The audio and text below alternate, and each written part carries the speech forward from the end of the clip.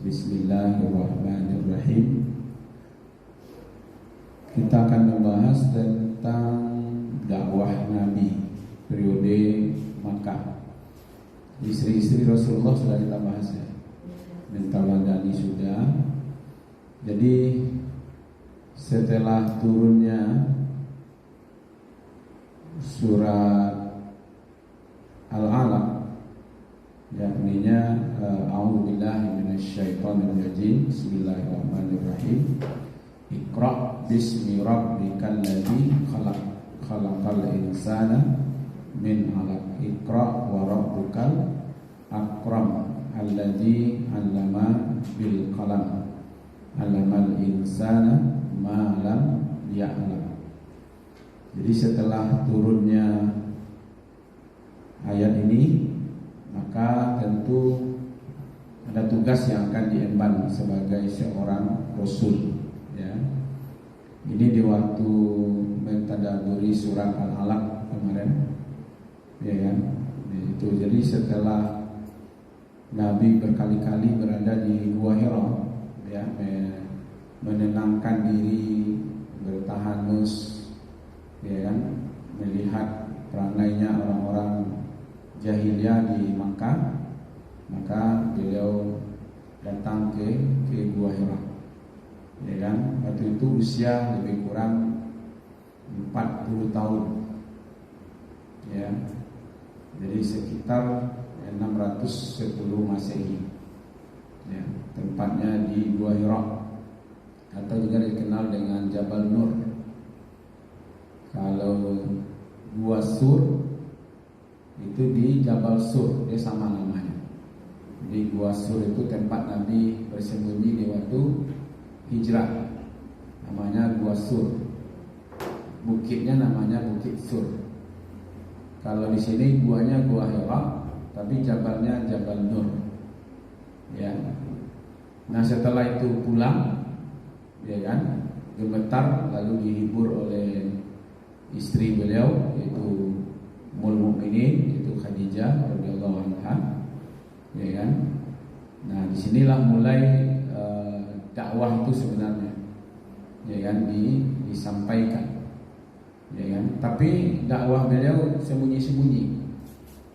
Jadi pertama itu sembunyi-sembunyi. Jadi tahun 610 Masehi, waktu itu belum pakai Hijriah ya, masih Masehi. Jadi Nabi diangkat itu tahun 610 Masehi. Berarti kalau 610 dikurangi 40 berarti 500 berapa? 70. Ya, maka lahirnya Nabi itu di tahun 570 Masehi. Ya kan? Nah, 40 tahun setelah itu baru diangkat menjadi rasul. Ya kan? Jadi selama 40 tahun itu Nabi itu orang enggak ada masalah di Mekah. Ya, enggak pernah ada berkelahi, enggak pernah menipu, enggak pernah berbuat jahat, enggak pernah gitu. Ya kan? Orang jujur, dipercaya, enggak ada dusta, ya kan? Semua orang menghargai beliau, menghormati, tahu kalau beliau itu orang jujur, berdagang dengan cara yang jujur, ya kan? Makanya kemarin ketika kita membahas tentang dengan hubungannya dengan Khadijah, itu kan karena kejujuran, ya kan, membawa barang dagangnya Khadijah berdagang ke Syam, ya kan, sampai jujurnya begini, kalau pamannya barang ini dipatok, ini harganya 10 rial, ya kan. Nah, udah ada labonya tuh. Nah, nanti kalau dijual 15, berarti itu bisa 5-nya untuk Nabi kan. Ya kan? Tapi beliau enggak, kalau dijual 15 dilaporkan. Makanya untungnya itu berlipat-lipat gitu. Kalau kita sebenarnya kan kalau ini kata bos, nah ini jual saja kalau 5.000 ya. Ketika orang pandai menjual, kita jual 6.000 gitu. Yang 1.000 itu masuk kantong kan. Yang 5.000 balikkan ke pos kan itu kan. Nabi tidak. Kalau tujuannya 6.000, 6.000. Tujuannya 10 rial, 10 rial gitu. Ya kan, walaupun sebenarnya disuruh jual, kok cukup 5 rial saja lah bau tuang gitu. Nah, tapi laporannya itulah yang yang mendampingi Rasul itu kan, yang melaporkan kepada Khadijah. Siapa namanya? Maisarah. Kita belum kata-kata dengan Bu Maisarah ya. Yang ngajar kan Ibu Maisarah kan. Nah, jadi Maisarah ini lah melapor ke Khadijah tentang kejujuran Nabi. Ya kan, maka Khadijah melamar Nabi. Ya kan? Iya, Khadijah yang melamar Nabi. Diutus orang terdekatnya, di antaranya Maisarah itu. Dia bertanya kepada Nabi, ya kan, mau nak menikah gitu. Kata Rasulullah, ya bagaimana mau menikah di kehidupan seperti ini? Bagaimana kalau menikahnya dengan Khadijah? Ya kan? Nah, setelah itu baru dilamar, baru diurus oleh paman beliau. Ya kan? Maka biasa saja, ya kan? Kalau di budaya-budaya kita kan ada yang wanita yang datang ke tempat laki-laki, untuk mamanya semacam kan. Kalau di Padang nampaknya wanita ya, pihak wanita yang datang kepada laki-laki. Kalau di kampung saya tuh pihak laki-laki yang datang kepada wanita. Nah gitu. Pernah panjang? Oh sebentar. Kalau pernah panjang misalnya perempuan lah datang ya. Jadi setelah diberitahu baru Nabi setuju, baru diurus oleh paman beliau gitu. Jadi kedua-duanya tidak ada masalah sebenarnya. Jadi hitungan itu penting antara kedua belah pihak. Yang parahnya itu nanti berhitung orang yang di luar dua pihak, ya kan? Nah inilah uang apa lah, uang pemuda lah, uang nek mama lah, uang inilah, ya kan? Akhirnya taman uang yang pemilih alih ya, perlu banyak uangnya gitu. Nah, jadi setelah umur 40 Nabi diangkat ya dengan ayat tadi itu, menerima wahyu pertama Iqra bismi rabbikal ladzi khalaq itu. Maka itu 3 tahun pertama, berarti dari tahun 610 sampai 613. Ya kan? Nabi berdakwahnya sembunyi-sembunyi. Ya kan? Jadi metode dakwah pertama itu pendekatannya pribadi-pribadi. Ya kan? Sampaikan kepada istri, sampaikan kepada sahabat-sahabat, sampaikan kepada keluarga. Ya kan? Tidak banyak yang masuk Islam pada waktu itu. Ya kan? Tapi dari mulut ke mulut.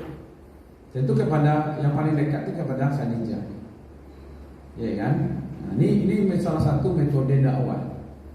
Ya kan? Harus suami yang hadir di pengajian sampaikan kepada istrinya. Istri yang hadir sampaikan kepada keluarga, kepada anak. Ya kan? Dakwah ini orang-orang yang mulai itu dari keluarga-keluarga dekat, sahabat-sahabat. Ya kan? Nah, keluarga dekat beliau ya Khadijah, ya kan, istri beliau. Orang pertama yang beriman dari perempuan itu kan Khadijah. Baru setelah itu nanti anak kecil yang masih muda itu Ali. Ya kan? Ada Zaid. Ya kan? Dulu Zaid ini namanya Zaid bin Muhammad.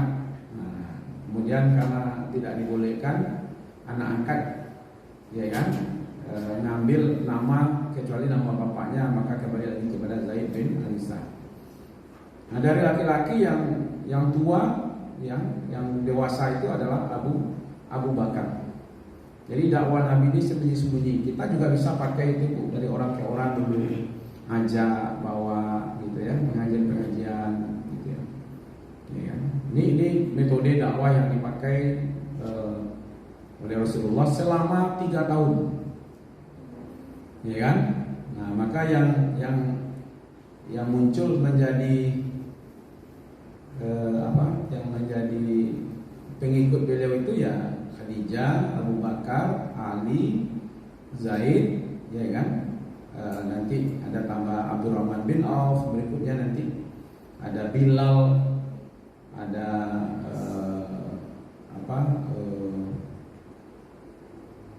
yang sempat dibunuh, ya, keluarga Yasir itu nanti masuk di situ.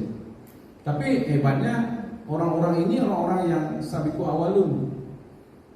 Jadi walaupun ini kan langsung Nabi yang mengajar mereka langsung di awal-awal gitu. Sehingga memang belum terang-terangan dan pengaruh dakwah ini hebat. Nah, tempatnya di Arkam bin Abi Arkam. Jadi ini rumah Arkam ini yang dipakai untuk dakwah, ya kan? Jadi menarik. Makanya sekarang ada di Muhammadiyah itu ada tempat pengkaderan namanya Baitul Arkam. Nah itu, iya, Baitul Arkam. Jadi ini diambil simbol, ya kan? Kita tidak kasih nama di sini Baitul Arkam, ya kan? Tapi kita pondok tadabbur Al-Quran. Jadi simbolnya karena dulu tempat rumah ini hampir dekat dengan Bukit Safa tempatnya itu. Ada bukit di situ tempatnya. Jadi tidak jauh-jauh dari Ka'bah, kira-kira 500 berapa ratus meter, ya kan? Jadi rumah yang dipakai untuk dakwah sembunyi-sembunyi itu adalah rumahnya Arkam bin Abi Arkam, ya kan? Jadi ini rumah pertama yang digunakan untuk pendidikan Islam, ya kan? Makanya saya ngambilnya di sini, Ibu. Makanya kita nggak terlalu pusing mikirkan mau datang 3 orang, 10 orang, nggak ada masalah. Iya, pada Nabi dulu ya 2 orang, 3 orang, begitu. Ya, saya diingatkan oleh bapak-bapak di yayasan, Ustaz, nanti jangan ada kekecewaan, Ustaz. Kalau nanti kadang-kadang orang ramai datang, kadang-kadang sedikit, kadang-kadang hanya berapa orang gitu, ya kan? Bagi saya udah kita ini kan di sini ya kami ini. Ya kan? Ada Abu Bakar di situ, ada Ali di situ, nanti ada Umar, ya kan? Itu udah belakangan tuh. Tapi dia menyebar. Jadi ini pusat. Jadi ketika Nabi menerima ayat sendirian di Gua Hira, pulang, ya kan? Tentu ada perintah nanti.